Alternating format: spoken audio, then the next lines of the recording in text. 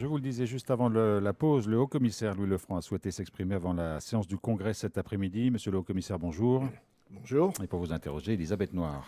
Monsieur le commissaire, l'actualité est dense. On parlait au début de ce journal du pacte nickel. Le congrès est convoqué à 13h30. À l'ordre du jour, l'habilitation qu'il doit donner au président du gouvernement de signer le pacte nickel. Qu'est-ce que vous pouvez nous dire sur ce sujet? Alors, Elisabeth, d'abord bonjour. Moi, ce que je tiens à vous dire, c'est que c'est un sujet suffisamment important pour que je puisse venir ici m'exprimer au sein de votre antenne. Il s'agit de quelque chose d'extrêmement important pour tous les travailleurs qui travaillent dans les usines et dans les mines. Ça concerne des milliers de familles calédoniennes. Le pacte nickel, c'est un document qui a été proposé par le ministre de l'économie, des finances et de la souveraineté industrielle et du numérique, M. Bruno Le Maire, et il l'a proposé depuis plusieurs mois. Ce document a fait l'objet d'âpres négociations avec l'ensemble des collectivités calédoniennes. Nous sommes au bout de ces négociations. Le document est stabilisé et il a été approuvé par les provinces, par le gouvernement. Je sors de la réunion du gouvernement. L'ensemble des membres du gouvernement, quelle que soit leur sensibilité, ont approuvé ce document. Donc le moment est venu de se prononcer sur ce document par un vote sans ambiguïté sur ce document qui engage encore une fois l'avenir, le sort, les revenus de nombreuses familles qui sont dans l'activité du nickel métallurgique, l'activité d'extraction, du traitement et la transformation. Donc le sujet est très important. La Nouvelle-Calédonie, c'est 97% des exportations qui sont des exportations de nickel. C'est considérable. Ça concerne au plus profond d'elle-même ceux qui y travaillent, leurs parents, leurs grands-parents. C'est l'histoire de la Nouvelle-Calédonie.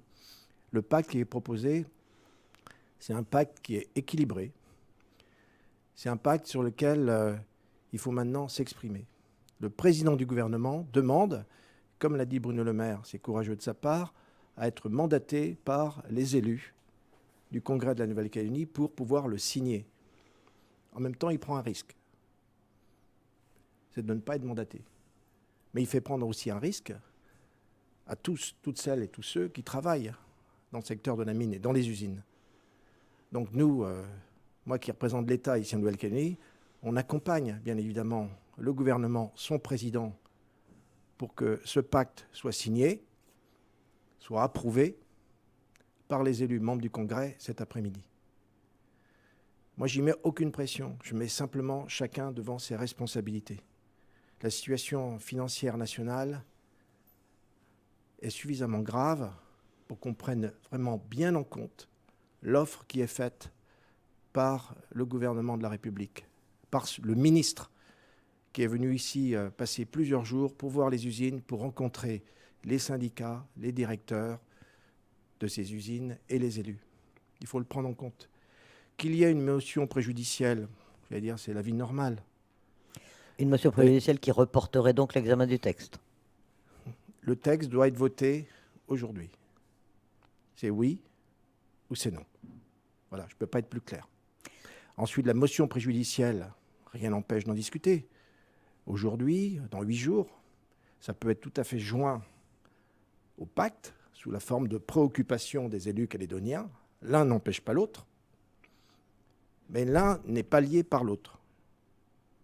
Le pacte, il a été négocié encore une fois avec tous les élus, toutes les collectivités calédoniennes, avec les industriels. Il faut mandater le président du gouvernement pour que ce pacte puisse être signé le plus rapidement possible. C'est l'enjeu des usines, c'est l'enjeu et l'avenir de l'emploi de nombreuses familles qui se joue aujourd'hui. Il ne faut pas jouer avec ça. Donc moi, ce que je demande, c'est un vote sans ambiguïté qui mandate le président du gouvernement à pouvoir signer avec ceux qui l'accompagneront à Paris le pacte nickel. Parce que maintenant que le président du gouvernement a demandé l'aval du Congrès, son habilitation, si le Congrès ne lui donne pas cette habilitation, il n'a pas la possibilité, il peut passer en force et signer quand même, puisque le gouvernement l'y a autorisé. Il ne le fera pas. Il ne le fera pas. Il a demandé à être mandaté par les élus du Congrès de la Nouvelle-Calédonie. C'est un pari, c'est courageux. Il l'a dit, il en prend la totale responsabilité.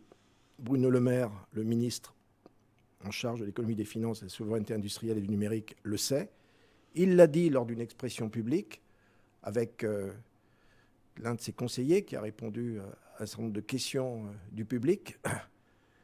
On le sait, nous, on attend vraiment que le président de ce gouvernement calédonien soit porté sans ambiguïté par un vote clair et net sur le pacte nickel qui a été négocié avec l'ensemble des collectivités calédoniennes. Le message est clair, monsieur le commissaire. La réponse, donc cet après-midi, les élus du Congrès sont convoqués à 13h30 pour cette séance. Et donc nous verrons si ce message a été entendu par la majorité des élus du Congrès. Merci en tout cas, monsieur le commissaire, d'être venu dans nos studios. Merci Elisabeth de m'avoir pris haut le pied pour ce moment important pour l'avenir de la Nouvelle-Calédonie.